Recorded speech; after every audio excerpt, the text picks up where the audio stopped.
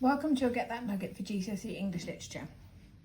Today we're going to be focusing on giving you the tools to plan an essay which compares two of the poems that you've looked at. We're going to be using the list structure again, and this is what you will use when you answer your anthology questions. This session is here to complement your lessons with your teachers and not to replace them in any way.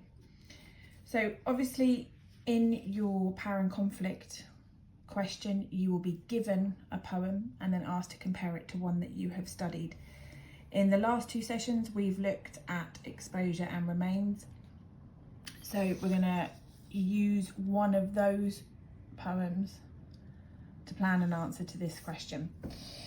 So compare how poets present ideas about conflict in Bayonet Charge and in one other poem from Power and Conflict. So we've got a copy of Bayonet Charge in front of us here, and we are going to use Exposure as that comparison poem today. So when we are doing this, we are always going to be using the list structure again. So the first thing we need to do is identify that within Bayonet Charge. So for L, again, we are looking for language. So we are looking for types of words, or we are looking at semantic fields, or we are looking for specific words. What we're going to do in Bayonet Charge is that we're going to recognise here that we have quite a lot of verbs. And because verbs are action words, they suggest action. What that tells us about his experience of war is that it is full of action, it is non-stop. Now, that is in direct contrast to what we have in Exposure. And so for the language here, we are going to look at the repetition of the word nothing.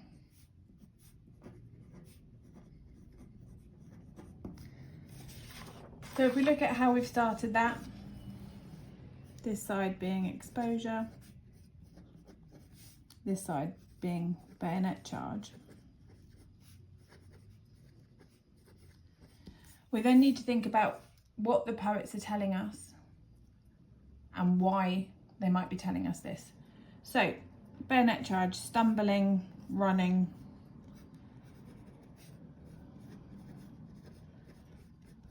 suggests no time to think.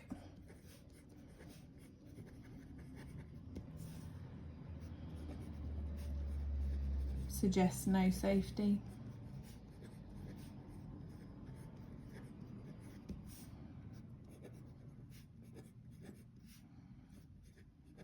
Not comfortable.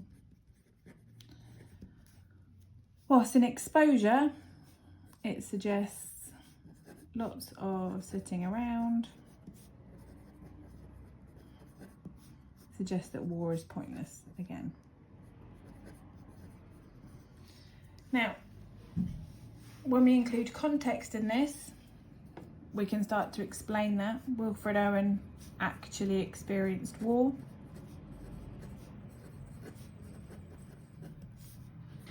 That's part of the reason it's in the first person, whilst Ted Hughes had no experience of war.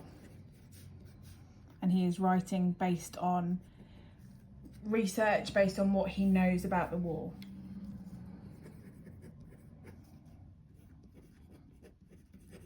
And that is why it's in the third person. So we're then looking for imagery, and we have this idea of bullets smacking the belly out of the air. So that personification of the bullets, that man against nature.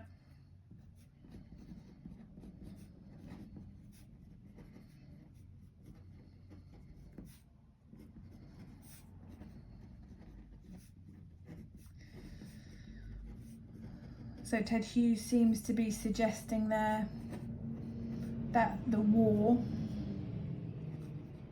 is attacking nature, that the war is a negative thing for nature. That is in direct contrast to exposure, where we have the iced east winds that knife us.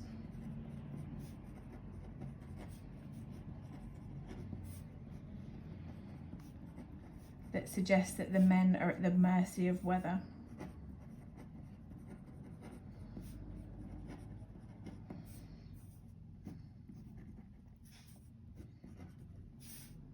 But in both cases, the conflict is not about man versus man.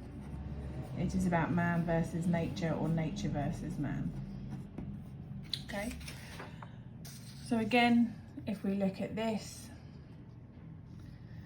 and we think about the fact that in here, Wilfred Owen is telling us that it is nature that is attacking the men. Here we look at it and we see that Ted Hughes is telling us that man is attacking nature. Both of them are talking about a long-lasting impact.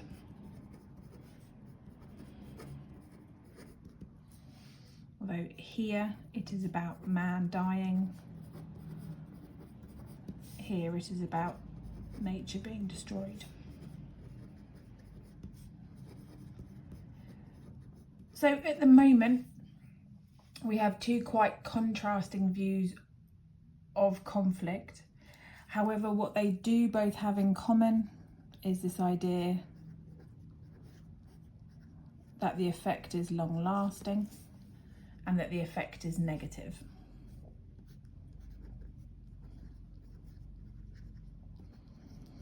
If we then move on to looking at structure,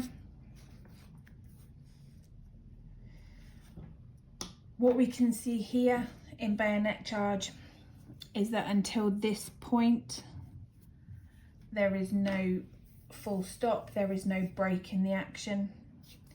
And that stop comes when he starts to question his existence in the wall. So we have the question, and he is questioning his existence.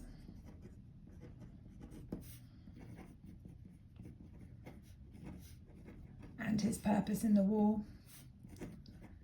And this is where we start to see the two poems coming together, because we have Wilfred Owen also using questions throughout.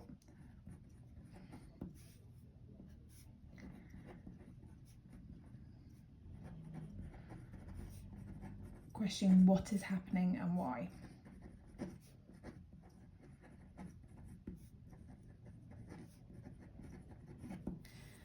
So again, we have a crossover between both poems where they are questioning the validity of the war.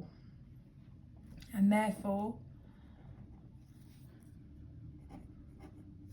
we can identify that both poets are saying that the war is not necessary. So through our planning, we are starting to build up this idea of the things that the poems have in common. Last thing we're going to look at is the theme. And here we can look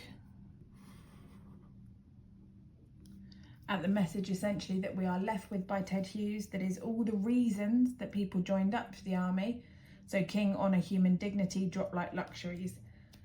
There is no longer a bigger reason for being at war. There is no longer a higher purpose for being at war. All they want to do now is survive. And therefore, if you are dropping all the reasons that you signed up in the first place, then you are no longer seeing the purpose to the war. So, king, honour, etc. I'm not going to write the whole quotation. But no point to the war. And then here in exposure, we could use any number of quotations, but we will focus on nothing happens. Again, no purpose to the war.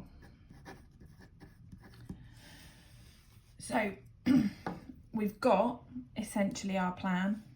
Compare how the poets present ideas about conflict in Bayonet Charge and one other poem. What we then need to do is identify what our answer to that question is. And as we've been going through, we've looked at the fact that they both suggest that it's not necessary, that the effects are long-lasting and negative. We're going to use that to write ourselves a thesis statement. And essentially that thesis statement is our answer to the question. And we're going to use that answer to hang all of our essay off. So, both poets suggest that war is pointless and negative,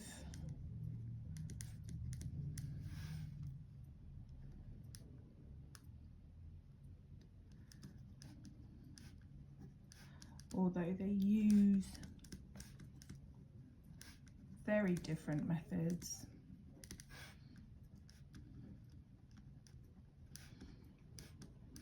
to achieve this. Okay, so we have our plan, we have our thesis statement, and the next step in all of this would be writing an introduction using that thesis statement, which will then give us the direction for the rest of our essay. What I want to leave you with today is I want you to plan that essay again, but rather than using exposure, I want you to use remains.